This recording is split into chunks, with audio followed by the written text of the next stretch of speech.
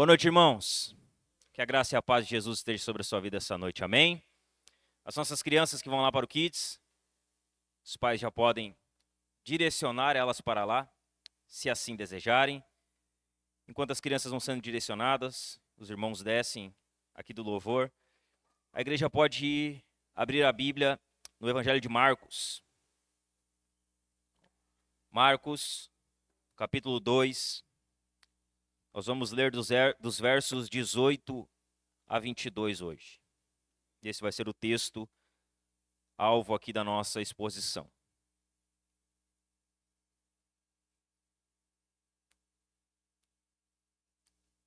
Marcos, no capítulo 2, dos versos 18 a 22.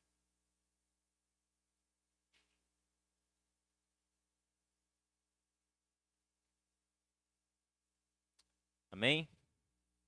Acompanhe a leitura da palavra de Deus comigo. Ora, os discípulos de João e os fariseus estavam jejuando. Algumas pessoas foram perguntar a Jesus: por que os discípulos de João e os discípulos dos fariseus jejuam, mas os seus discípulos não jejuam? Jesus respondeu: como podem os convidados para o casamento jejuar enquanto o noivo está com eles? Durante o tempo em que o noivo estiver presente, não podem jejuar. No entanto, virão dias em que o noivo lhes será tirado, e então, naquele dia, eles vão jejuar. Ninguém costura um remendo de pano novo em roupa velha, porque o remendo novo tira um pedaço da roupa velha, e o buraco fica ainda maior. E ninguém põe vinho novo em odres velhos, porque se fizer isso, o vinho romperá os odres, e se perdem tanto o vinho como os odres. Mas põe-se vinho novo em odres novos. Oremos ao Senhor. Senhor, nós te damos graças por mais um domingo que podemos estar reunidos diante de Ti, Senhor, como igreja, para louvar o Teu nome, Senhor, e ouvir da Tua palavra. E é isso que nós te pedimos nesse momento, Senhor. Que o Senhor fale conosco por meio da Sua palavra, que o Senhor comunique as verdades da Sua palavra, Senhor, ao nosso coração, não apenas aos nossos ouvidos, Senhor. Exorta-nos, edifica-nos, consola-nos, Senhor, por meio da Tua palavra. É o que nós te pedimos aqui nessa noite, Senhor, em nome de Jesus. Amém. Os irmãos podem tomar assento.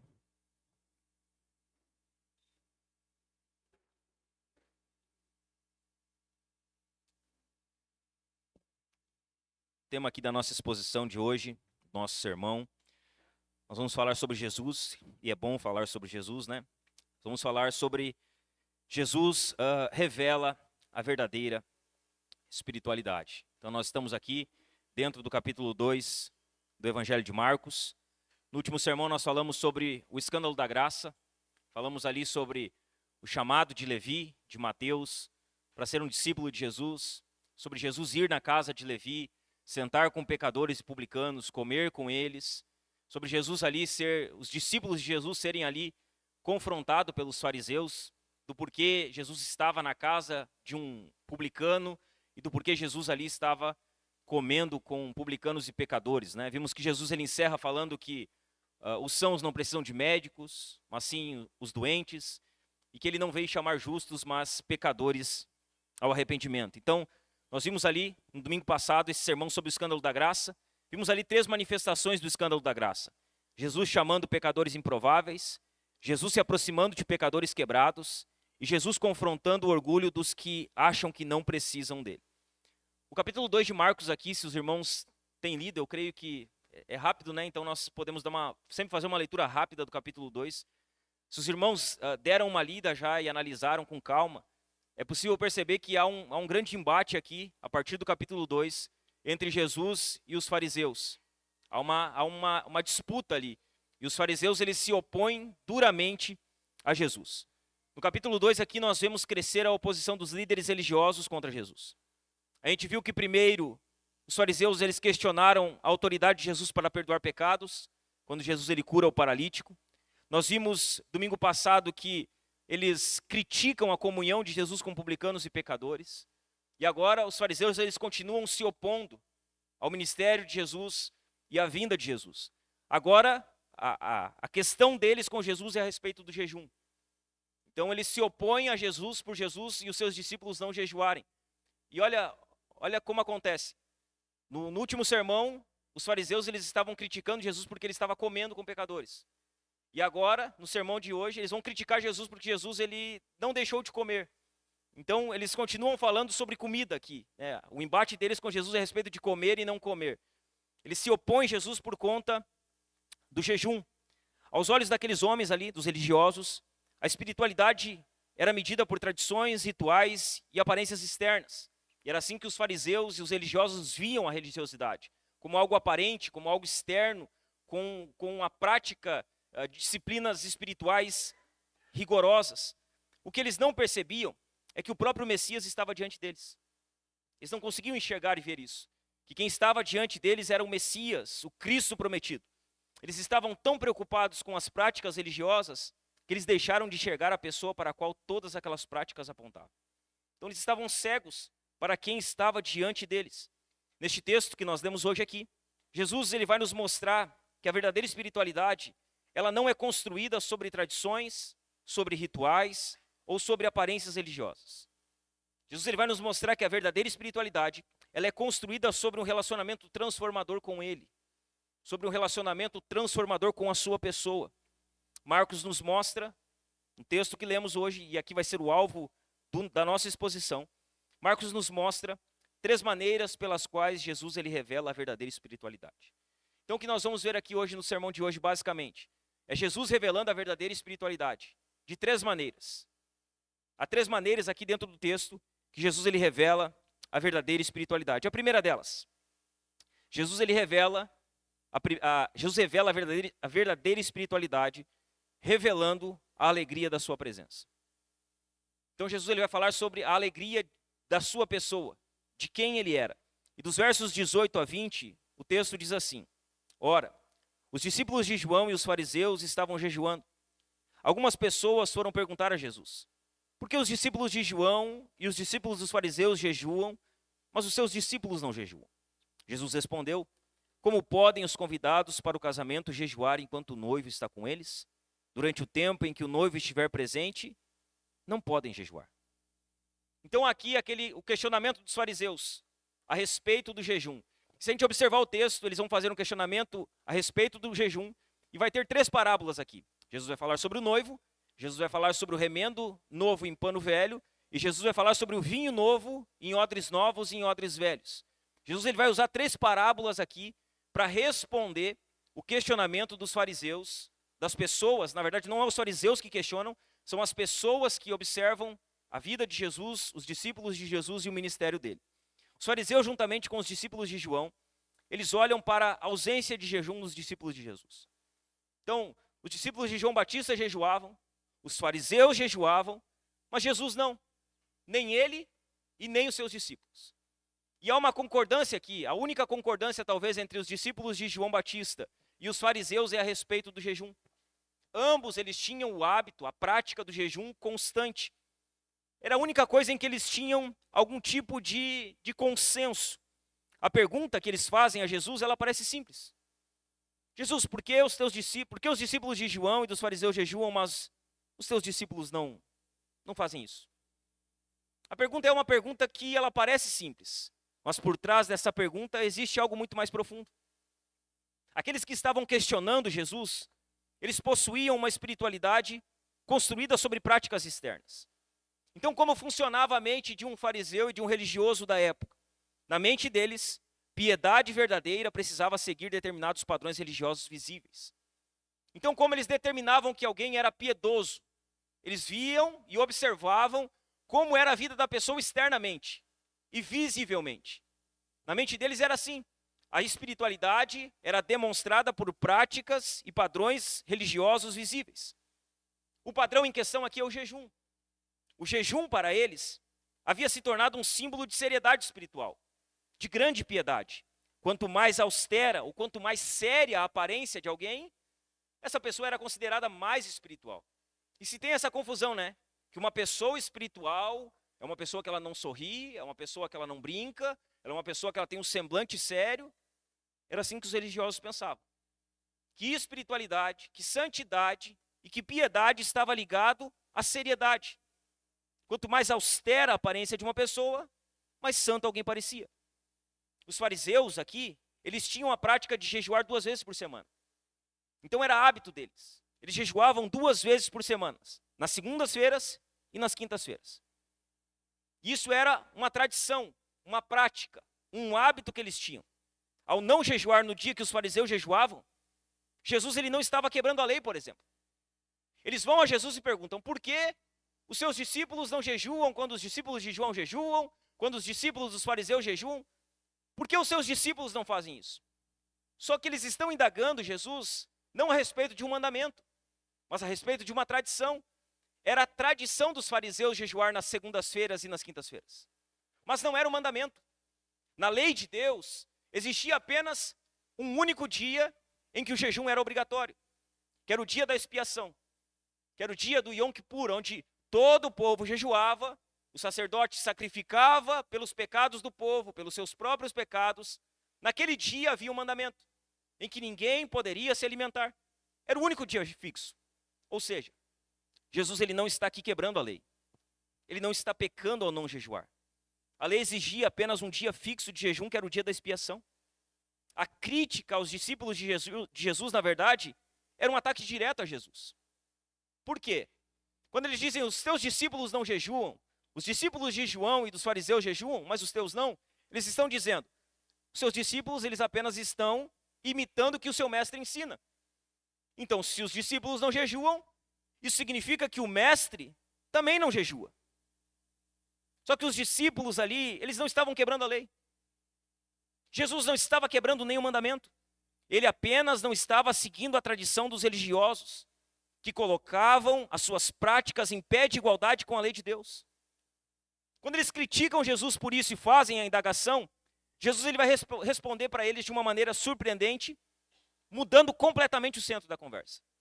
No verso 19, na primeira parte, Jesus responde eles, dizendo: Jesus respondeu: como podem os convidados para o casamento jejuar enquanto o noivo está com eles? Jesus responde eles de maneira surpreendente. Enquanto os religiosos estão ali discutindo práticas, Jesus ele revela a eles uma pessoa, o noivo. Quem ele era, o Messias prometido. Os religiosos estavam preocupados com aquilo que os discípulos faziam ou deixavam de fazer. Jesus ele faz um convite aqui, para que eles olhem para quem está presente diante deles. Ao falar sobre o noivo, Jesus ele revela aqui 3 verdades fundamentais, que explicam por que sua presença é a verdadeira fonte de alegria para o povo de Deus. Porque a presença de Jesus é a verdadeira fonte de alegria para o povo de Deus? Em primeiro lugar, a presença de Jesus é a verdadeira fonte de alegria para o povo de Deus, porque Jesus revela que é o noivo prometido, ou que o noivo prometido chegou. Ele diz no verso 19: como podem os convidados para o casamento jejuar enquanto o noivo está com eles? Jesus está aqui usando uma imagem da antiga aliança. Não é uma imagem comum de Jesus usar. Quando Jesus ele se coloca como noivo, Jesus está usando a figura que o próprio Deus usava na antiga aliança para se identificar com Israel. Quando nós olhamos para as Escrituras, no Antigo Testamento, Deus frequentemente descreve sua relação com o seu povo usando a linguagem do casamento. Nós vamos ver isso em Isaías 54. Nós vamos ver isso em Oséias capítulo 2.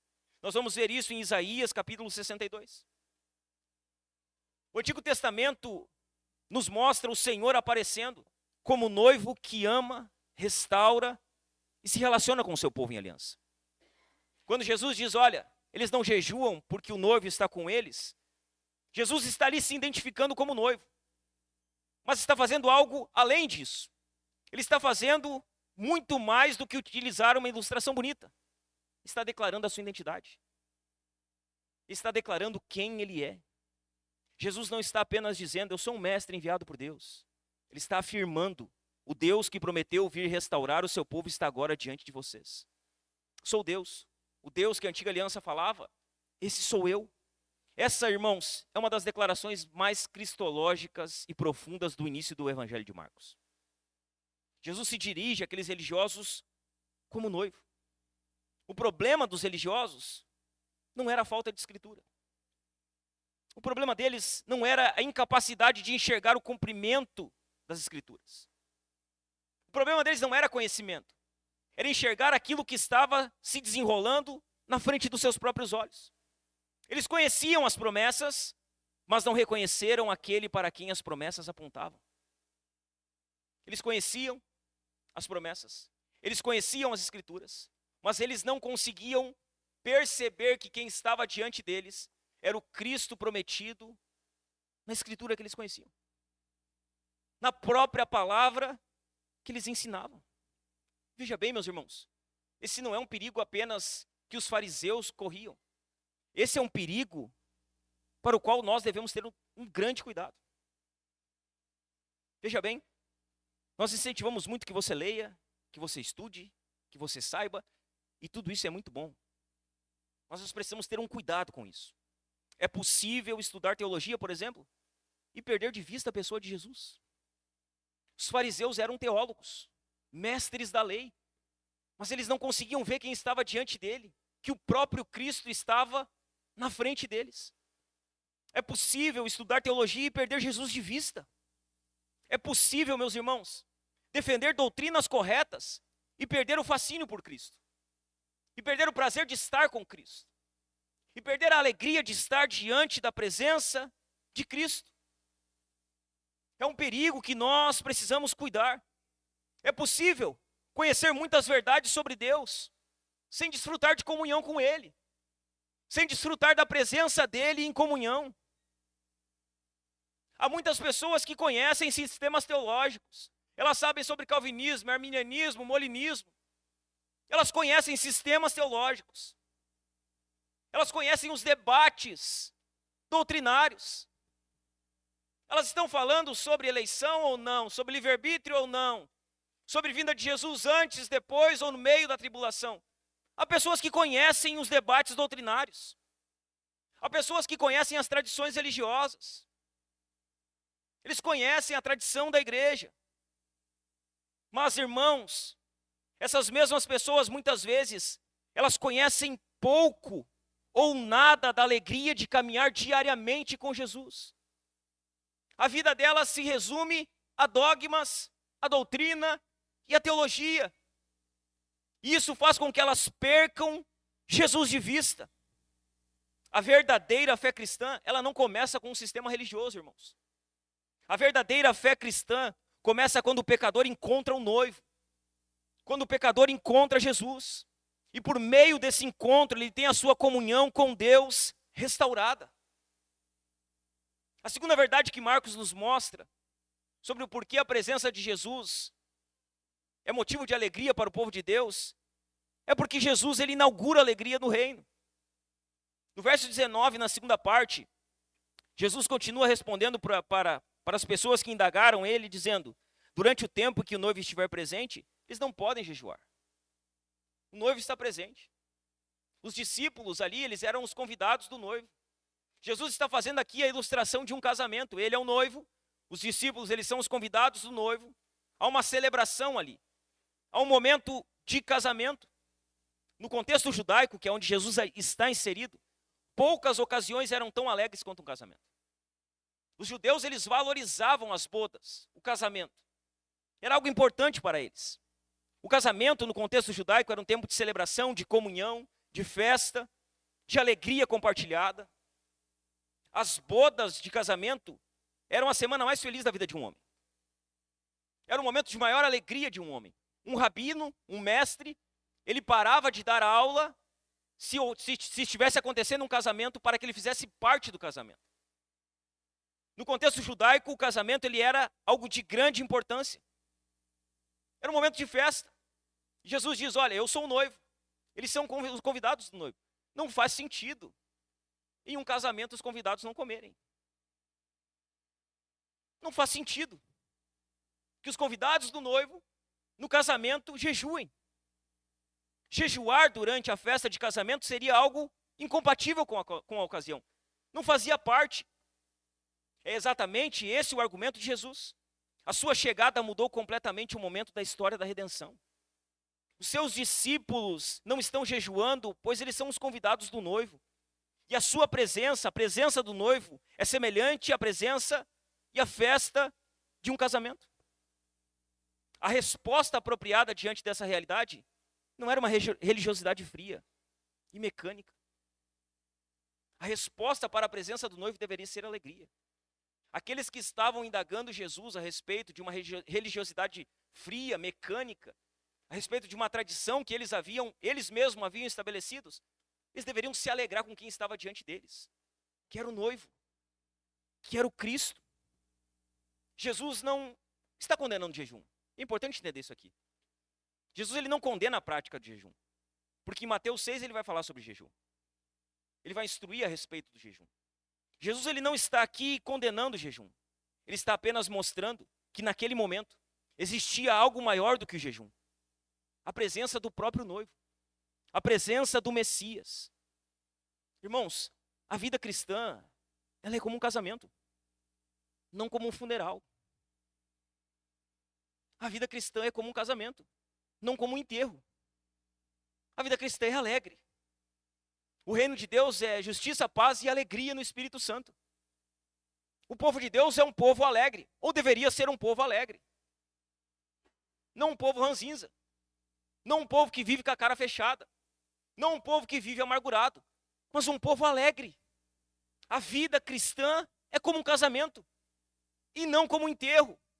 Nós viemos cultuar a Deus hoje. Nós não estamos num velório aqui. Por isso que nós precisamos nos alegrar.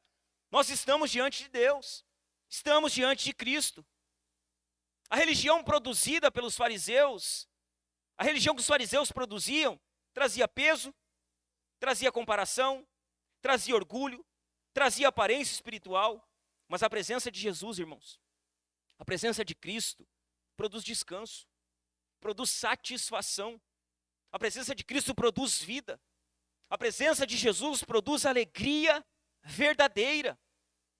Essa nova ordem trazida por Jesus deixa para trás o legalismo farisaico e inaugura aqui um tempo de liberdade e vida plena. A vinda de Jesus, meus irmãos, está trazendo alegria para o triste. A vinda de Jesus está trazendo cura para o enfermo. A vinda de Jesus está trazendo libertação para o endemoniado. A vinda de Jesus está trazendo purificação para o leproso e salvação para o pecador perdido. A vida cristã é alegre. Nós deveríamos celebrar mais. Nós deveríamos nos alegrar mais. Nós somos salvos. Nós temos que nos alegrar e celebrar constantemente a alegria da salvação em Cristo. E não viver uma vida cristã sem alegria, irmão. Nós deveríamos ser um povo mais alegre, mais feliz. O reino que Jesus inaugurou é um reino de alegria. Isso deveria fazer parte da nossa vida. Um terceiro motivo aqui, do porquê a presença de Jesus é motivo de alegria para o povo de Deus, é porque a presença de Jesus aponta para a redenção da cruz. No verso 20, Jesus ele continua dizendo: no entanto, virão dias em que o noivo lhe será tirado, e então naquele dia eles vão jejuar. Jesus aqui, ele muda o tom da conversa, ele diz: olha, eles não estão jejuando porque o noivo está aqui, mas vai chegar um dia em que o noivo vai ser retirado deles. E no dia em que o noivo for tirado deles, naquele dia então eles vão jejuar, eles vão lamentar, eles vão se entristecer. Agora o noivo ainda está aqui, porque o noivo está aqui, o motivo é de alegria. Mas chegará um dia em que o noivo será tirado. E a palavra tirado usada aqui, ela sugere uma remoção violenta. Jesus está aqui apontando para a sua rejeição, sofrimento e morte. Mesmo em um contexto de alegria, sabe o que está no horizonte de Jesus? A cruz. Ele está dizendo que ele veio para trazer alegria, que a presença do noivo é motivo de alegria, mas no horizonte dele estava a cruz. Jesus ele nunca perde de vista e nunca tira do seu horizonte a cruz. Jesus, o rei que serve, ele veio para servir através do sofrimento. O noivo, que está agora com os seus convidados, ele será tirado. O noivo será rejeitado. O noivo será traído. O noivo será condenado. O noivo será crucificado. Aqui, meus irmãos, encontramos uma verdade fundamental do Evangelho. A alegria do reino de Deus, da chegada do reino de Deus, não ignora a cruz. Não ignora que a cruz existe, que a cruz está diante de nós. A alegria da chegada do reino de Deus, na verdade, ela nasce da cruz. É da cruz que nasce a alegria. Você consegue perceber que todo o ministério de Jesus é conduzido à sombra da cruz? E que Jesus, embora curasse, embora pregasse, embora andasse de aldeia em aldeia, ele nunca perdeu de vista a cruz. Todo o ministério de Cristo é conduzido à sombra da cruz. Somente através da obra da cruz de Cristo, os pecadores eles podem ser reconciliados com Deus. É somente através da obra de Cristo na cruz que a culpa pode ser removida. É somente através da obra de Cristo na cruz que a ira divina pode ser satisfeita. É somente através da obra de Cristo na cruz que o povo do noivo pode ser redimido. Por isso, meus irmãos, a verdadeira alegria cristã, ela não está fundamentada em circunstâncias. Veja bem, a nossa alegria independe das circunstâncias. A alegria cristã independe de circunstâncias favoráveis. A alegria cristã ela não depende da saúde. A alegria cristã ela não depende das finanças. A alegria cristã não depende do sucesso. A alegria cristã não depende das emoções do momento. A alegria cristã repousa na obra consumada de Cristo na cruz. É sobre essa obra que a alegria cristã repousa. Não daquilo que vivemos, não daquilo que estamos passando, mas da cruz de Cristo. Como igreja, irmãos, hoje nós vivemos nessa tensão. Nós desfrutamos da presença espiritual de Cristo. E ao mesmo tempo, aguardamos o dia em que veremos o noivo face a face.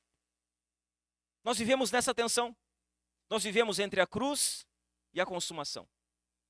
Estamos no meio do caminho. Entre aquilo que Cristo fez por nós um dia e aquilo que Ele fará finalmente na sua segunda vinda. Entre a primeira vinda e o retorno glorioso. Vivemos nessa tensão entre a alegria da presente salvação e a expectativa futura das bodas eternas do Cordeiro. E é justamente essa esperança que sustenta a alegria do povo de Deus. A esperança de que um dia nós nos encontraremos novamente com o Senhor. A esperança de que aquele que começou a boa obra, Ele é fiel para completar. A esperança de que um dia nós veremos o noivo face a face. É essa esperança que sustenta a alegria do povo de Deus. Não as circunstâncias. Não aquilo que nós vivemos. Mas a esperança do encontro com Cristo. Veja bem, meu irmão e minha irmã. Você ainda se encanta com a pessoa de Jesus? Você se encanta com Jesus ainda? Você tem fascínio pela pessoa de Cristo ainda? Você se encanta com Cristo? Ou você apenas mantém uma rotina religiosa, mecânica, morta, fria, sem prazer de estar na presença de Cristo? Há fascínio, há encanto na sua vida com a pessoa de Cristo? A sua relação com Deus, meu irmão, ela é marcada por obrigação ou por alegria espiritual? O que marca a sua relação com Cristo? Alegria, prazer ou obrigação? Não, eu estou fazendo isso porque eu sou obrigado. Eu estou lendo a Bíblia porque eu sou obrigado. Eu estou ouvindo ao culto porque eu sou obrigado. Eu estou orando porque eu sou obrigado. Não há prazer. Você não tem mais prazer nessas coisas? Você não se alegra de poder ir às Escrituras, de poder orar, de poder estar num culto, de poder estar em comunhão? A sua relação com Cristo ela é marcada apenas por obrigação? Apenas por regra? Apenas por tradição? Apenas porque você ouve seguidamente que você precisa fazer algumas coisas? É isso que marca a sua relação com Cristo? Veja bem, você tem tentado desfrutar das bênçãos do Evangelho sem abraçar a cruz? Marcos nos mostra aqui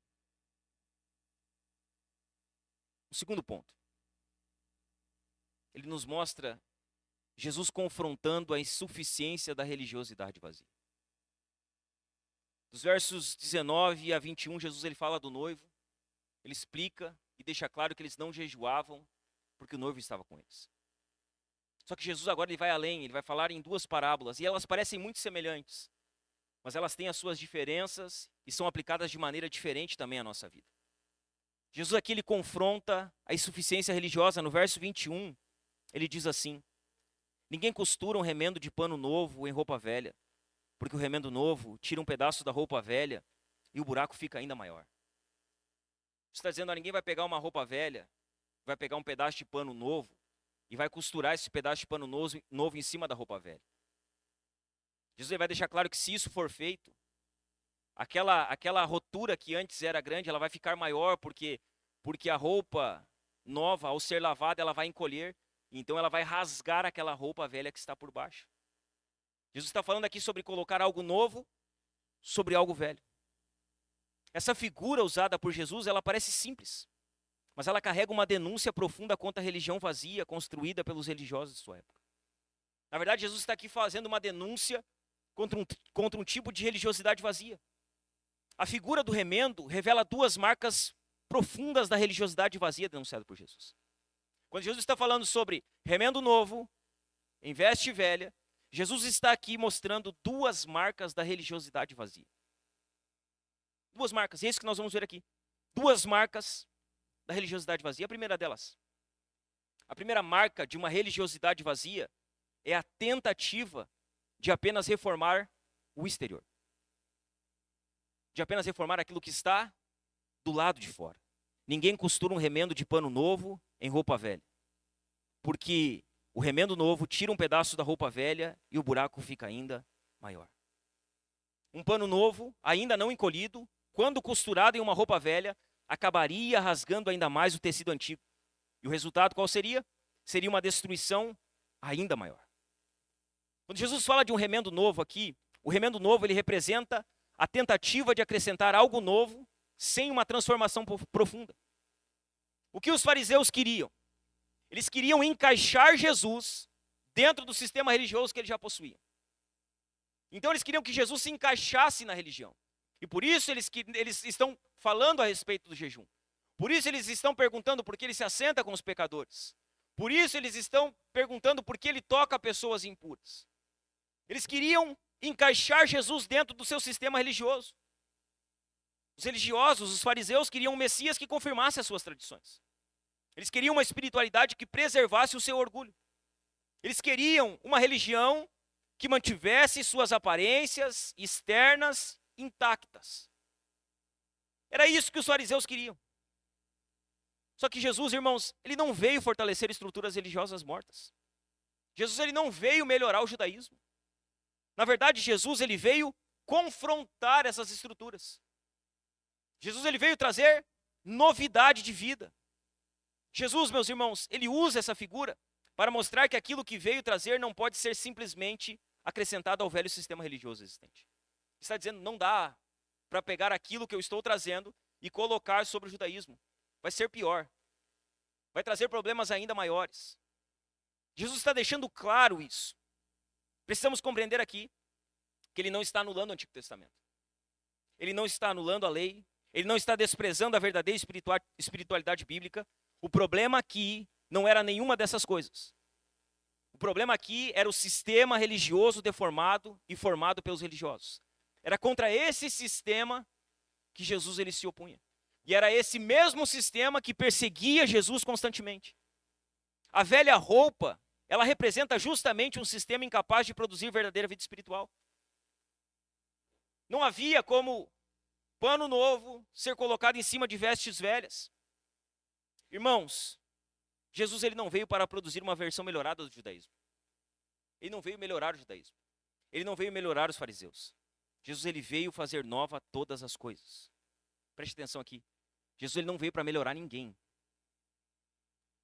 Ele veio para transformar e fazer nova todas as coisas. Ele não veio para trazer uma versão melhorada do judaísmo. Talvez você até já compartilhou isso. Mas Jesus ele não está nem aí para a sua melhor versão. Não, é que agora eu sou a minha melhor versão. Agora, essa é a minha melhor versão. Veja bem, Jesus não veio produzir uma versão melhorada do judaísmo. E ele não veio produzir uma versão melhorada de si mesmo. Há pessoas que estão buscando apenas ser a sua melhor versão. Elas querem ser a sua melhor versão. E a cultura e esse mundo está dizendo, seja a sua melhor versão. Jesus não veio para isso. Há pessoas que estão buscando ser uma versão melhor de si mesmos. Então o que eles fazem? O que eles querem? Eles querem apenas um pouco mais de moralidade. Eles são melhores moralmente. Eles querem um pouco mais de religião. Eles querem um pouco mais de espiritualidade. Eles querem essas coisas, mas sem arrependimento profundo, sem rendição e sem nova vida. Essas pessoas querem costurar remendo novo em vestes velhas. Eles querem um pouquinho de evangelho e um pouquinho de mundo. Um pouquinho de evangelho e um pouquinho de filosofia. Um pouquinho de evangelho e um pouquinho de Platão. Um pouquinho de evangelho e um pouquinho de teologia coach. É um pouquinho. É remendo novo em veste velha. Não querem arrependimento. Querem apenas costurar remendo novo em vestes velhas. Querem Cristo como um complemento, mas não como Senhor. Elas tentam costurar pedaços do evangelho sobre uma vida que continua governada pelos mesmos desejos pecaminosos antigos. Então vão costurando. Não, é que isso aqui do evangelho eu gosto, então isso aqui eu boto na minha vida. Não, mas isso aqui eu não gosto, então isso aqui do evangelho eu não quero sobre a minha vida. Remendo novo e veste velha. Um evangelho seletivo. A grande verdade, meus irmãos, é que o evangelho ele não é uma maquiagem espiritual. O evangelho não é reforma estética da alma. O evangelho não é ajuste comportamental superficial. Os fariseus estavam preocupados em preservar a velha roupa de uma religiosidade vazia. Essa era a preocupação deles. Jesus veio transformar completamente a condição do homem. Jesus não veio para te transformar em uma melhor versão de si mesmo. Ele não veio. Se você está procurando ser a sua melhor versão, você está perdendo tempo. Jesus não veio para isso. Isso não é coisa do evangelho, isso não nasce da Bíblia, isso nasce de qualquer lugar, menos das Escrituras. Jesus ele não veio para transformar você em uma melhor versão de si mesmo. Jesus ele veio para te fazer uma nova criatura. É para isso que Jesus veio. Não para te fazer uma versão melhor de si mesmo. Não. Ele veio para te fazer uma nova criatura. Ele veio para te fazer uma nova pessoa. É para isso que ele veio. Ele não veio para te melhorar. Jesus não quer melhorar você. Ele quer transformar você. Ele quer transformar a mim. Ele quer transformar completamente os pecadores. Muitos crentes, eles taxam outros crentes de fariseu, quando os mesmos fazem cobrança sobre aquilo que a Bíblia ensina. Então, às vezes, as pessoas dizem, não, mas essa pessoa é um fariseu, porque ele fica dizendo isso aqui, assado e aquilo lá. Mas o que o fariseu está dizendo é bíblico. Muitas pessoas taxam outros crentes de fariseus quando os mesmos fazem cobranças sobre aquilo que a Bíblia ensina. Só que perceba que o problema dos fariseus não era a questão do conhecimento. O problema dos fariseus era uma fé de aparência. Esse era o problema deles. Era uma fé externa. Era uma fé de aparência. Então veja bem, o fariseu não é apenas aquele que cobra o que está escrito. O fariseu é aquele que finge viver uma fé que não vive na realidade. Que vive uma fé de aparência. Veja bem, se você é alguém na igreja e alguém fora da igreja, você é um fariseu, meu irmão. Me desculpe. Isso é farisaísmo. Isso é viver uma fé externa. Ou você é crente plenamente, irmão, ou você é alguém que está vivendo uma fé de aparência. O farisaísmo tinha a sua fé marcada por aparência. É possível desenvolver um cristianismo meramente externo e farisaico, vivendo uma vida cristã de aparência, mas sem verdadeira transformação interior. Muitas pessoas, elas vêm à igreja, elas aprendem como falar, elas aprendem como agir, elas aprendem como parecer espiritual, mas nunca nasceram de novo. Elas aprendem como ser evangélicas, mas o coração delas é um coração que ainda não foi alcançado pela graça, que ainda não foi regenerado. É apenas uma casca de cristão, porque o que está dentro não é. O farisaísmo produz isso. Esse é o problema do remendo. Ele produz a aparência de reparo, mas não resolve a condição da roupa velha. Ele não resolve o problema. A religião externa consegue modificar comportamentos visíveis. Mas a religião, irmãos, ela não consegue mudar o coração. É só Jesus que muda o coração. É só Jesus que pode transformar o coração humano. Uma segunda marca da religiosidade vazia que Marcos nos mostra é reduzir o evangelho a um complemento religioso. Ele diz no verso 21, ninguém costura um remendo de pano novo em roupa velha, porque o remendo novo tira um pedaço da roupa velha e o buraco fica ainda maior. Jesus ele mostra que o evangelho não pode ser simplesmente acrescentado ao velho sistema sem ruptura profunda. Não dá para botar o evangelho em cima da velha vida e continuar vivendo como se as coisas vão dar certo. Não vai dar certo. Não tem como apenas acrescentar o evangelho. O remendo novo, ele não melhora a roupa velha. Ele evidencia ainda mais a sua fragilidade. Da mesma forma, a presença de Cristo expõe completamente a insuficiência da religiosidade vazia. Os fariseus, eles acreditavam possuir justiça. Mas com a chegada do reino de Deus, com a chegada de Jesus, eles percebem que a única coisa que eles tinham era orgulho espiritual, um coração duro, olhos cegos para ver a verdade e incapacidade de reconhecer o Messias. O evangelho, ele não veio completar o mérito humano. O evangelho, ele veio destruir toda a confiança humana na justiça própria. O evangelho destrói a confiança humana na justiça própria. Cristo não veio, meus irmãos, para homens que acreditam precisar apenas de pequenos ajustes. Não, é que eu preciso só de uns ajustezinhos aqui. Não. Jesus não veio para essas pessoas. Que elas são boas, elas só precisam melhorar em algumas áreas. Jesus não veio fazer pequenos ajustes. Ele veio, meus irmãos, para pecadores espiritualmente falidos. Para pessoas que não conseguem consertar por si mesmo a sua própria vida. E isso confronta profundamente os religiosos de sua época. Confrontava eles. Isso continua ainda hoje confrontando o pensamento moderno. Jesus e o Evangelho, eles confrontam a maneira de pensar desse mundo. O Evangelho confronta a maneira de ver esse mundo e a maneira como as pessoas pensam nesse mundo. Muitas pessoas enxergam Jesus apenas como um complemento espiritual, como aquilo que faltava para que as suas vidas fossem melhores. Elas só precisavam de Jesus, a vida delas era uma vida boa, só faltava Jesus.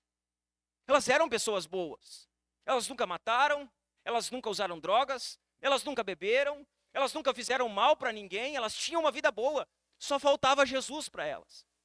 As pessoas que usam esse tipo de palavreado, esse tipo de conversa, são pessoas que estão vendo Jesus apenas como um complemento, apenas como um chaveiro, apenas como algo que veio para melhorar ainda mais as suas vidas, que já eram boas. Só que Cristo não veio para isso. Cristo, ele não veio apenas para melhorar a sua vida antiga. A vida cristã não é uma mistura de velho com novo. Não é pano novo e vestes velhas. Na verdade, meus irmãos, essa versão que você está buscando melhorar, sabe que você diz, eu estou buscando a minha melhor versão? Essa versão que você diz que está buscando melhorar, Jesus veio para crucificar ela. Jesus, ele veio para crucificar a sua melhor versão. Precisamos relembrar algumas coisas aqui a respeito do Evangelho. O Evangelho não é autoaperfeiçoamento. Não é. O Evangelho não é terapia religiosa. O Evangelho não é reforço motivacional. Isso não é o Evangelho. Nada disso é o Evangelho. Ainda que isso seja vendido como Evangelho hoje, isso não é Evangelho. O Evangelho não é autoaperfeiçoamento, não é terapia religiosa, não é reforço motivacional. O Evangelho é morte e ressurreição espiritual. Isso é o Evangelho. É morte para a velha vida, é nascer para uma nova vida, e tudo isso pela graça de Cristo. Quando Jesus, ele salva alguém verdadeiramente, irmão, veja isso. Quando Jesus, ele salva alguém, estou falando de salvar alguém verdadeiramente, os afetos mudam. Quando Jesus salva alguém verdadeiramente, as prioridades mudam. Quando Jesus salva alguém verdadeiramente, os desejos mudam. Quando Jesus salva alguém verdadeiramente, a cosmovisão muda, a maneira de olhar para o mundo muda.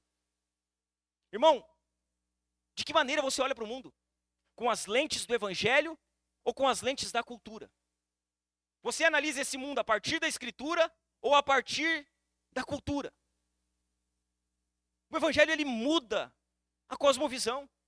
O Evangelho, ele muda a nossa relação com o pecado. Em Cristo, meus irmãos, todas as coisas são feitas novas. Todas elas. Em Jesus, tudo se faz novo. 2 Coríntios 5,17, Paulo diz, e assim, se alguém está em Cristo, é nova criatura. Veja bem, estar em Cristo é ser nova criatura. O que isso significa? Que as coisas antigas já se passaram. O que isso significa? Que todas as coisas se fizeram novas. Jesus não veio reformar ninguém. Ele veio fazer nova todas as coisas. O evangelho não é apenas um complemento. O evangelho não age apenas na superfície. O evangelho alcança o coração. O problema fundamental do homem não é comportamental, irmãos, é espiritual. Não adianta tentar mudar o comportamento se o coração não for transformado. Eu sempre digo, você querer mudar por fora, sem mudar por dentro, é você querer ensinar um peixe a voar, não vai dar certo. Não funciona. Pode funcionar um tempo. Pode funcionar alguns meses, às vezes funciona até alguns anos. Mas vai chegar uma hora que não vai andar mais. Vai quebrar. Vai ficar visível que não houve regeneração. O evangelho, ele não veio apenas para tratar a superfície. Ele veio para tratar o coração, irmãos. O coração, ele não precisa apenas de correção. Ele precisa de regeneração. É por isso que Jesus não veio oferecer reforma moral. Ele veio trazer nova vida. E quando nós falamos sobre isso, deveria ser motivo de reflexão para nós, irmãos. Nós deveríamos parar e refletir um pouco a respeito da nossa vida. Deveria ser motivo de reflexão para nós, para as nossas vidas, o fato de que podemos estar frequentando a igreja há anos, há muitos anos, e apenas estar tentando adicionar Jesus à própria vida, sem jamais ter sido transformado por ele. Isso deveria ser fato de reflexão para nós. Será que de fato nós somos regenerados? Será que de fato nós nascemos de novo? Ou será que nós não estamos apenas adicionando um pouquinho de Jesus? Colocando um pouco de pano novo em vestes velhas?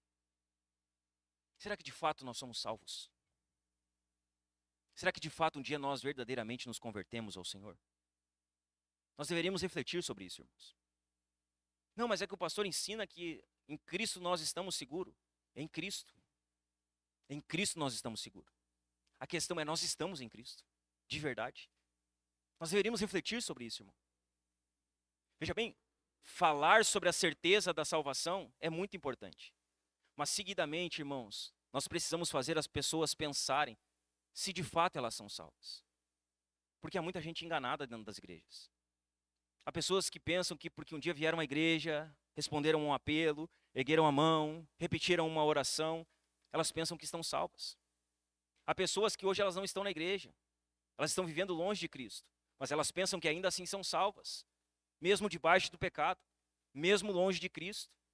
Elas estão convencidas de que Jesus ama elas, mesmo que elas estejam vivendo no pecado deliberadamente. Deveria ser motivo de reflexão para nós. Veja bem, irmãos, eu prefiro levar você à dúvida a respeito da sua salvação do que trazer você uma falsa certeza de salvação. Eu prefiro que você tenha uma dúvida, que você pare para analisar a sua vida, a sua fé, a sua conversão, que você veja de fato se está em Cristo, do que alimentar em você uma falsa esperança, uma falsa certeza de que você é salvo. Deveria ser motivo de reflexão para nós. Imagine, irmão, imagine isso comigo. Ouvir sermões por anos. Imagine frequentar a igreja e os cultos por anos. Imagine mudar os hábitos mais escandalosos, os pecados mais grosseiros, sem nunca ter rendido verdadeiramente o coração para Jesus. Imagina isso. Imagina a tristeza, irmão, de nós nos convencermos falsamente de sermos salvos. E o dia que nosso joelho dobrar diante do Senhor, o Senhor olhar para nós e dizer: apartai-vos de mim, eu não vos conheço, eu não sei quem vocês são. Externamente nós podemos professar uma religiosidade profunda, mas e o nosso coração? Será que o nosso coração foi alcançado pela graça? Será que nós não estamos apenas colocando pano novo, remendo novo em cima de vestes velhas? Será que nós não estamos reduzindo o evangelho apenas a um complemento religioso? O evangelho, meus irmãos, não funciona como um acessório espiritual. Cristo não veio ocupar um espaço vazio na velha estrutura da vida humana. Jesus, ele veio transformar completamente o pecador. Ele veio fazer nova todas as coisas. É isso que ele veio fazer. É transformar o coração.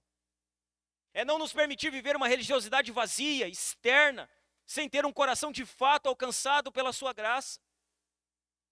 Quando você olha para a sua vida espiritual, a sua espiritualidade É apenas externo, irmão. Quando você analisa a sua vida espiritual, suas práticas espirituais, os seus hábitos espirituais, isso é algo apenas externo? É algo apenas externo?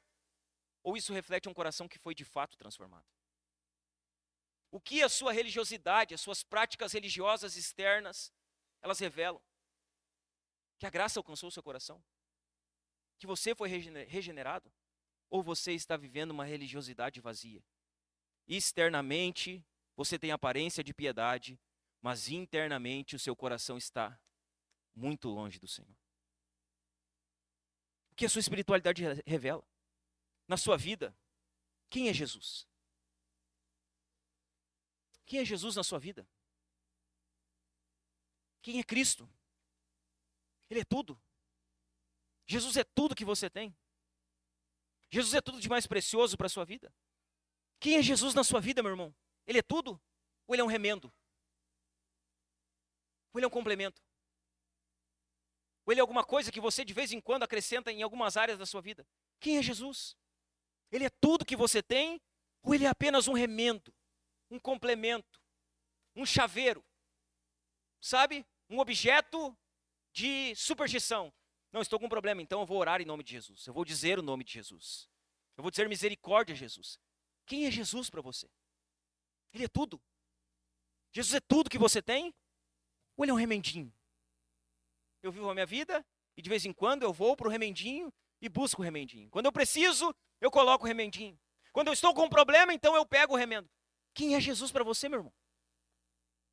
Ele é tudo, ele é apenas um remendo, um complemento. O evangelho que nós falamos aqui e que nós nos esforçamos para pregar ele, o evangelho, ele mudou apenas os seus hábitos externos. Ele mudou apenas a sua aparência externa. Ou o evangelho alcançou os seus afetos e os desejos mais profundos do seu coração? Qual foi o alcance do evangelho na sua vida? Ele mudou o seu coração? Ou ele apenas mudou o seu jeito de falar? Ele mudou as suas roupas? Ele mudou o seu cabelo, mas não mudou o seu coração? O evangelho foi além da superfície na sua vida. Ele foi além da casca. Ele foi além da estrutura. Ele foi além daquilo que está visível para os homens. O evangelho alcançou o seu coração. Ele confrontou os seus pecados. Ele mudou os seus anseios, os seus desejos, as suas prioridades. O evangelho fez isso com você. O que o evangelho fez na sua vida? Ele foi além do que é externo. Ele alcançou a profundidade do seu coração depravado. Ou você está vivendo uma vida religiosa aparente, com um coração totalmente depravado, escondendo de tudo e de todos quem de fato você é? Qual tem sido o alcance do evangelho? Um terceiro motivo aqui, que Marcos nos mostra, onde Jesus ele revela a verdadeira espiritualidade, é Jesus alertando que o seu reino exige transformação completa.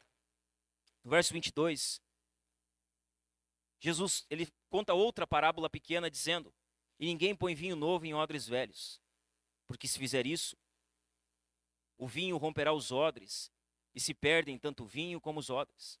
Mas se põe vinho novo em odres novos.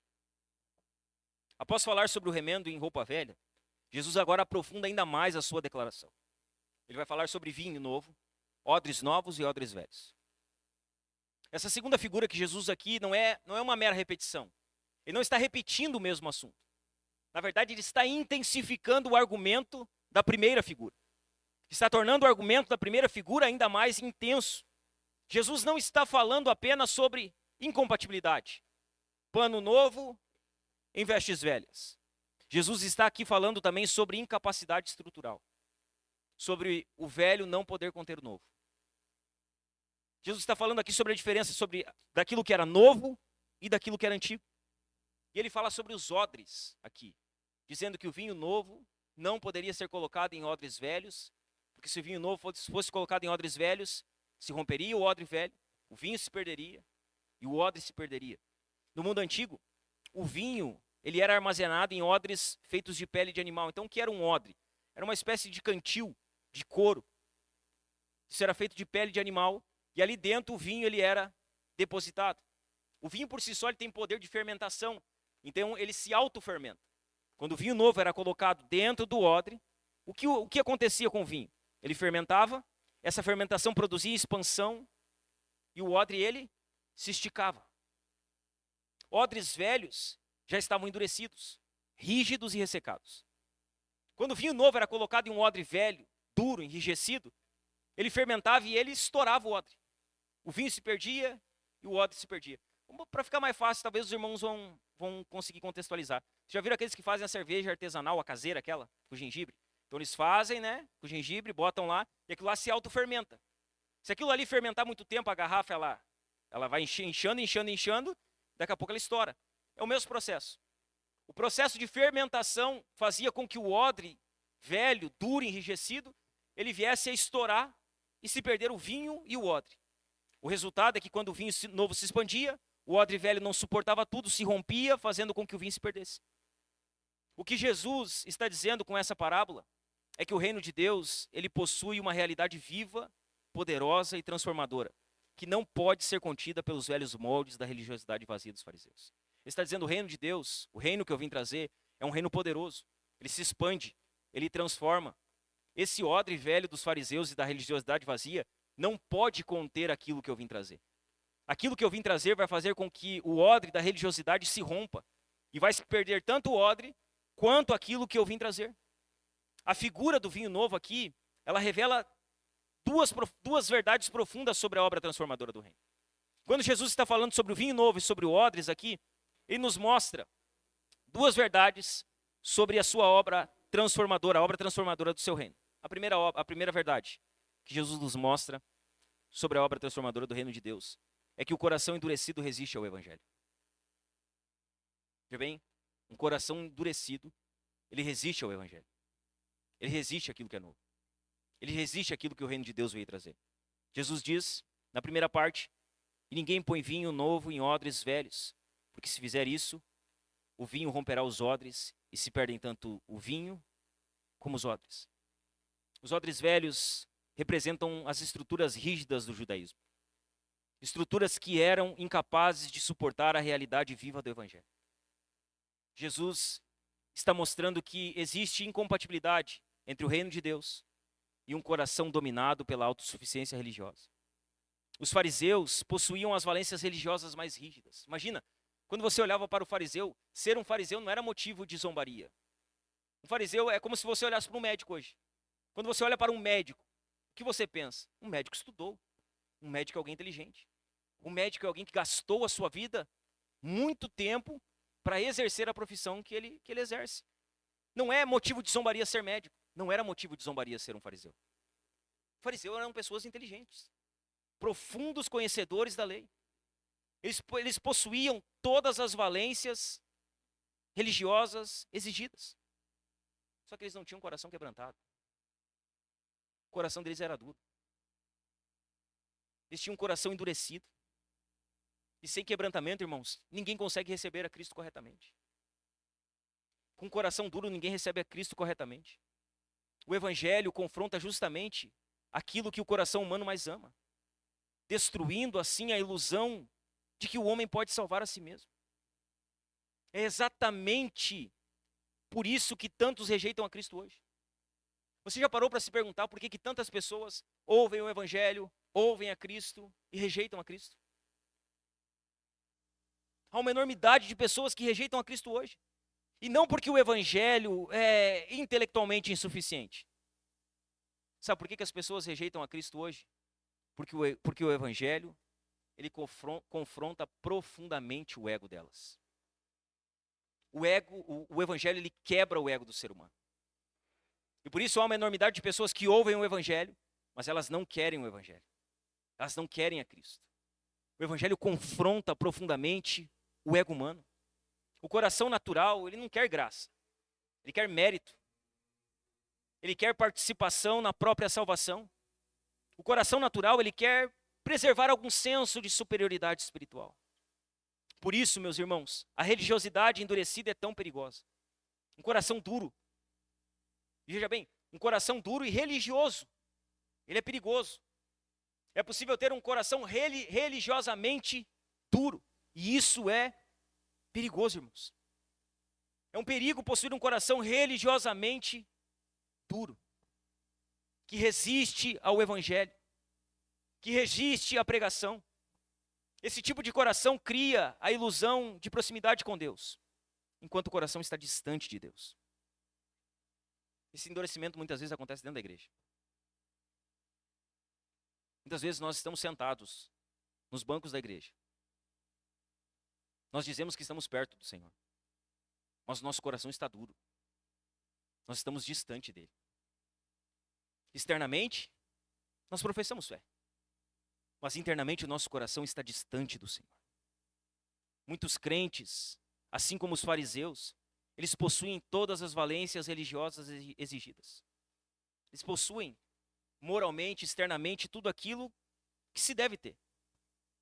Mas igualmente aos fariseus, eles não possuem um coração quebrantado. Eles são insensíveis espiritualmente. Meus irmãos, o maior inimigo do evangelho muitas vezes não é a irreligião. Não é o ateísmo. Não são as religiões de matriz africana. Não. O maior inimigo do evangelho muitas vezes não é a religião, mas uma religiosidade endurecida, que acredita possuir vida espiritual quando não possui. Esse é o maior inimigo do evangelho. Talvez um dos sinais mais perigosos disso seja quando alguém consegue conviver continuamente com o evangelho, sem ser transformado por ele. Isso é um péssimo sinal. Você convive com o evangelho, você ouve o evangelho, você congrega, você sabe o que está escrito. Está tudo diante de você, mas isso não transforma você. É um péssimo sinal, irmão. Um péssimo sinal. Se você conhece o evangelho, sabe o evangelho, se você até prega o evangelho, se esse mesmo evangelho não tem transformado a sua vida, você está em grande perigo. Talvez o seu coração esteja endurecido. Talvez você se tornou insensível espiritualmente. Talvez aquilo que você está pregando aos outros, não está pregando a si mesmo. Irmãos, os fariseus, eles ouviam do próprio Filho de Deus. Os fariseus, eles têm Jesus diante deles. Sabe quem eles estão confrontando a respeito do jejum? É Jesus. Não é o pastor Diogo. Não é o Zé. Não é o Mário. Não é o Pedro. É Jesus. Jesus estava diante deles. Eles viram seus milagres. Eles viram a autoridade com que ele curava e pregava, com que perdoava pecados. Eles viram a graça que havia em Jesus. Eles testificaram da verdade daquilo que Jesus falava. E diante de tudo isso, o coração deles era uma pedra. Diante de todas essas evidências, o coração deles era um coração duro, insensível. O vinho novo, irmãos, não era o problema. O problema aqui eram os odres. Os odres eram velhos. Os odres estavam duros. Os odres estavam resistentes. O problema não é o evangelho. O problema não é a igreja. O problema não é nem seu irmão. O problema é o seu coração. Esse é o problema. Talvez você está tentando procurar o problema da sua vida fora de você. Deixa eu dar um conselho para você. Olhe para dentro do seu coração. Aí está o seu maior problema. Talvez aquilo que você está tentando justificar fora é apenas para negar a condição que o seu coração se encontra hoje. O problema não é o evangelho, é o odre. É o odre endurecido, é o odre insensível, é o odre que resiste. Veja bem, não resista. Se você está ouvindo o Senhor falar com você por meio das Escrituras, se o Espírito está aí no seu coração, batendo no seu coração, mostrando para você áreas que você precisa mudar, não endureça o seu coração. Não resista. Não seja um odre velho, duro. Vai ser uma péssima escolha. Se você está ouvindo a voz do Senhor, não endureça o seu coração. Se arrependa. Vá a Cristo. Abandone o que precisa ser abandonado. Você sabe o que tem ocupado o lugar de Cristo na sua vida. Abandone isso. Não tenha um coração duro, insensível, resistente à voz do Espírito no seu coração. Abra mão de tudo aquilo que tem te afastado de Cristo. Veja bem, aquilo que tem afastado de Cristo tem o potencial de destruir a sua fé. Abandone isso. Abra mão disso. O evangelho não pode ser acomodado sem transformação verdadeira. Tentar colocar o evangelho, o vinho novo em odre velho, irmão, vai romper as estruturas de autossuficiência. Vai ser doloroso. Uma segunda marca aqui, uma segunda verdade sobre a obra transformadora do reino, é que o evangelho ele produz vida nova e transformação. Na segunda parte do verso 22, Marcos diz, Jesus diz, aliás, mas põe-se vinho novo em odres novos. Vinho novo é colocado em odres novos. O evangelho não apenas confronta, o evangelho ele transforma, irmãos. O evangelho ele transforma vidas. O evangelho ele produz não apenas mudança de comportamento externo. O evangelho produz nova criação. Essa, meus irmãos, é uma das verdades mais profundas do cristianismo bíblico. Jesus não é um mestre moral. Ele não é. Jesus ele não veio como um mestre moral, ele não veio ensinar princípios morais. Jesus ele veio regenerar pecadores espiritualmente mortos. Foi isso que Jesus veio fazer. Você já prestou atenção na linguagem que o Novo Testamento usa para com o Evangelho, para com a obra de Cristo e para com aqueles que são alvos da obra de Cristo? Você já prestou atenção que a linguagem do Novo Testamento é uma linguagem radical? A linguagem do Novo Testamento é novo nascimento. Não transformação ou reforma, é novo nascimento. A linguagem do Novo Testamento é novo coração. Não é um coração mudado, melhorado ou amoldado. É um novo coração. A linguagem do Novo Testamento é nova criatura. Então Jesus não veio fazer criaturas melhores. Ele veio para algo mais radical. Ele veio para fazer novas criaturas. A linguagem do Novo Testamento é radical. Jesus não veio melhorar a sua vida. Ele não veio ajustar a sua vida. Ele não veio acrescentar coisas boas à sua vida. A linguagem do Novo Testamento diz que Jesus veio para trazer nova vida. Ou seja, a linguagem do Novo Testamento é uma linguagem radical. O vinho novo exige novos odres, porque a obra de Cristo alcança o interior do homem. Antes do Evangelho, o homem vivia para si mesmo. Após o Evangelho, ele passa a viver para Cristo. Antes do Evangelho, o homem amava o pecado. Mas após a chegada do Evangelho na sua vida, ele agora luta contra o pecado. Antes da chegada do Evangelho, o homem desejava autonomia. Mas depois da chegada do Evangelho, o homem agora deseja obedecer ao Rei Jesus que serve. Essa, meus irmãos, essa verdade é uma verdade confrontadora. Ela confronta diretamente o evangelicalismo superficial dos nossos dias. Nós vivemos um tempo de um evangelicalismo superficial. Hoje existe um cristianismo que promete muitas bênçãos, sem nenhum compromisso. Ele diz que você pode tudo, sem abrir mão de nada. Um falso evangelho. Um evangelho superficial. Um evangelho que não ensina transformação. Que traz apenas benesses. Esse evangelho que muito é pregado hoje, não é o evangelho de Jesus. Jesus não ensinou isso. Essa não era a mensagem que Cristo pregava. A mensagem que Cristo pregava era uma mensagem que começava por arrependimento, abandono do pecado, por tomar uma cruz. As primeiras bênçãos que o Evangelho oferece para nós é: se arrependa, pegue a sua cruz, abra a mão da sua vida, me siga. Hoje não. Hoje você vem para a igreja para prosperar. Hoje você vem para a igreja para que a sua vida melhore. Não, o que eu preciso fazer? Não, apenas venha para a igreja. Está cheio de pessoas vindo para a igreja, sem nunca terem vindo para Cristo. Elas vieram para o culto. Elas fazem parte do hall de membros de uma igreja local.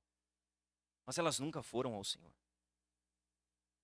John Charles Riley, que eu tenho usado bastante aqui, nas citações, ele diz o seguinte sobre isso. Ele faz uma pergunta, né? O que acontece a tantos crentes em nossos dias? Basta olharmos ao redor para descobrir. Há milhares de crentes que estão procurando conciliar e servir ao mundo, servir a Cristo com servir ao mundo. Estão procurando ter o nome de cristão e, ao mesmo tempo, buscando viver a vida própria dos ímpios, mantendo a companhia de servos dos prazeres e do pecado, enquanto pretendem ser seguidores do Jesus crucificado. Em suma, estão tentando desfrutar o vinho novo, ainda sem se desfazer dos odres velhos. Algum dia, entretanto, descobrirão que estão tentando fazer aquilo que é impossível. Vamos ler de novo? O que acontece a tantos crentes em nossos dias? Basta olharmos ao nosso redor para descobrir. Há milhares de crentes que estão procurando conciliar servir a Cristo com o servir ao mundo. Dois senhores. Pano novo, veste velha. Vinho novo, odre velho. Eles estão procurando ter o nome de cristão. Eles são evangélicos. O Brasil é um país evangélico. Olha a marcha para Jesus. Olha que maravilhoso as reuniões. Olha que lindo. Eles estão procurando ter o nome de evangélico, o nome de cristão. E ao mesmo tempo, buscando viver a vida própria dos ímpios. Mantendo companhia de servos dos prazeres e do pecado, enquanto pretendem ser seguidores do Jesus crucificado. Em suma, estão tentando desfrutar o vinho novo, ainda sem se desfazer dos odres velhos. O pior é o alerta final. E esse é o que nós mais deveríamos temer. Algum dia, entretanto, descobrirão que estão tentando fazer aquilo que é impossível. É impossível. É impossível você querer servir ao mundo e servir a Cristo. Não vai dar certo. No final você vai ver que foi uma péssima escolha.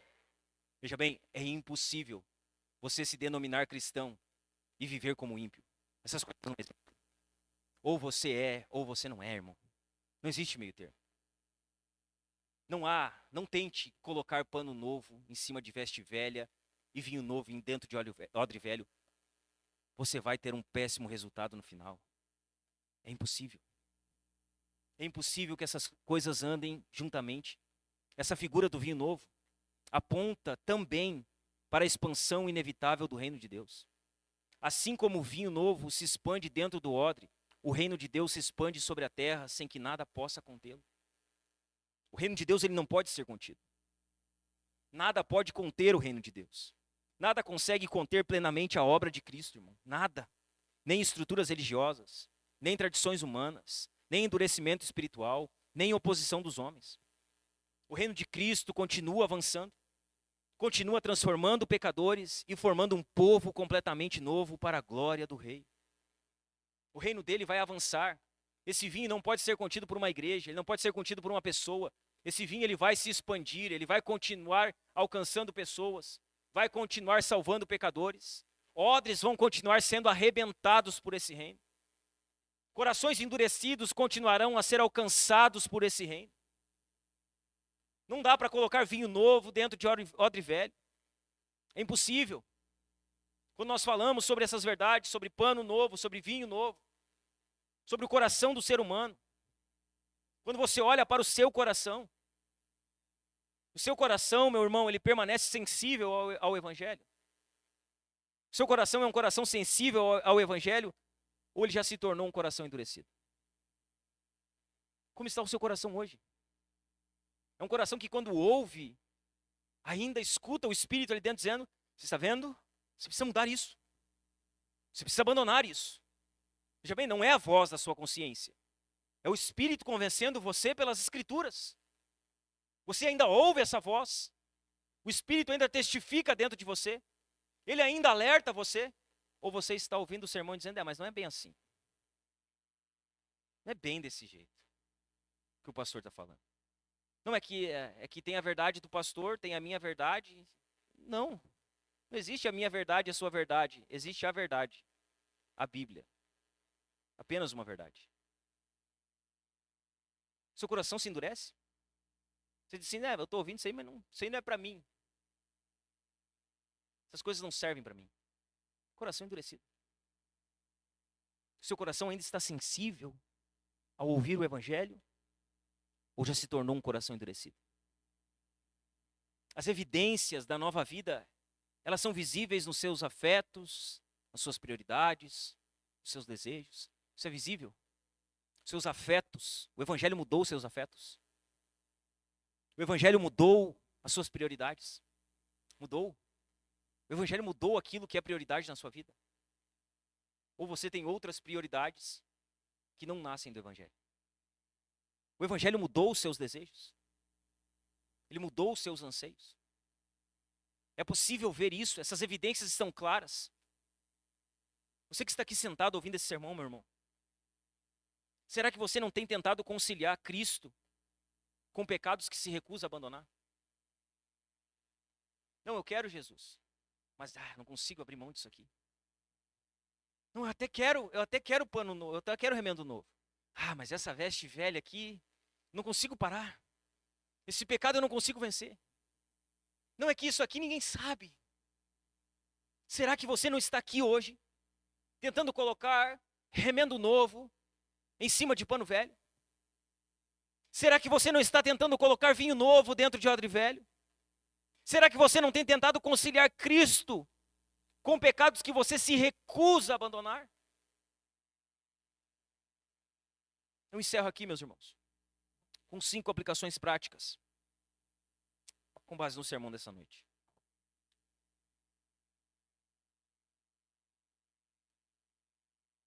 Cinco aplicações práticas. Aplicação de número 1. Certifique-se de que você conhece Jesus e não apenas a religião. Certifique-se. Analise se de fato você conhece Jesus. Ou se você não conhece a religião evangélica. A religião dos crentes. Certifique-se que você de fato conhece o noivo, o Messias. Que você não apenas conhece um sistema religioso. Que você aprendeu como ser uma pessoa religiosa. Que você aprendeu a ter práticas religiosas. Certifique-se. Porque há um grande número de pessoas que conhecem a religião evangélica, mas não conhecem o Cristo do Evangelho. Um grande número de pessoas. Certifique-se de que você conhece Jesus e não apenas a religião. Uma segunda aplicação prática. Não trate o Evangelho como um simples complemento para a sua vida. O Evangelho não é algo que você acrescenta à sua vida. Ele não é um chaveiro. Ele não é algo mais que vem para melhorar a sua vida. Não. A sua vida ela deve ser, irmão, baseada, nutrida, completamente pelo Evangelho. Aquilo que vemos, aquilo que fazemos, aquilo que pensamos, como olhamos para o mundo, como tratamos o nosso casamento, como tratamos o dinheiro, como tratamos os nossos filhos, como trabalhamos, como servimos na igreja, tudo isso deve partir do Evangelho. O Evangelho não é um complemento, ele é uma cosmovisão. É a maneira de viver o reino de Deus na terra. Não trate o Evangelho apenas como um simples complemento para a sua vida. Uma terceira aplicação prática aqui com base no sermão dessa noite. Não resista à transformação que Cristo deseja produzir em você. Não resista. Talvez você está sendo chamado por Cristo. Talvez você está sendo inquietado. Talvez o Espírito está aí trabalhando em você, convencendo você do pecado. E você tem mantido um coração endurecido para com o convencimento do Espírito. Não resista.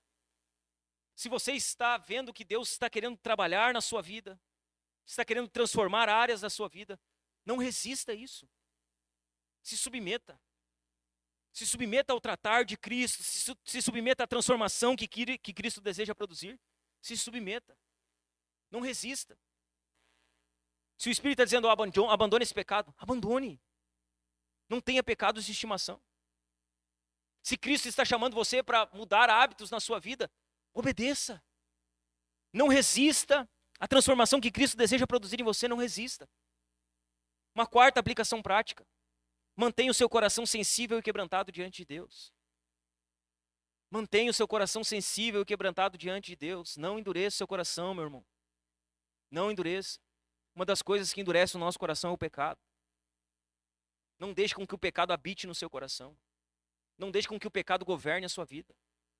Não endureça o seu coração, mantenha ele sensível e quebrantado diante de Deus. Uma quinta e última aplicação prática, com base no sermão dessa noite. Viva a vida cristã com alegria de quem encontrou o noivo. Veja bem, nós encontramos o noivo nos encontrou.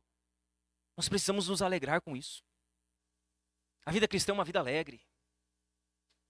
Andar em santidade não é motivo para andar carrancudo, cara fechada. Não, irmãos, nós não somos mais espirituais porque somos sérios E não somos menos espirituais porque nos alegramos.